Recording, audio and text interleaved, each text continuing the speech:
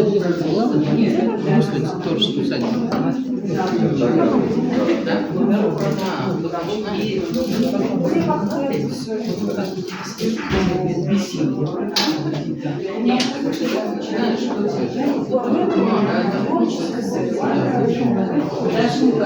Ты заберешь?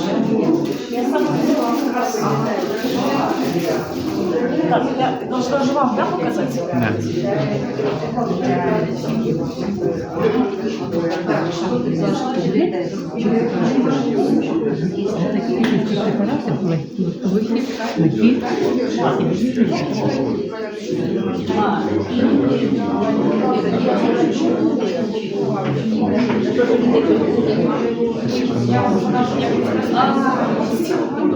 Как это, вы даже не представляете, как это тяжело.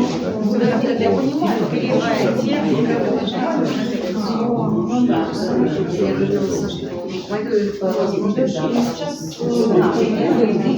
Это какая работа? Сколько по времени у вас?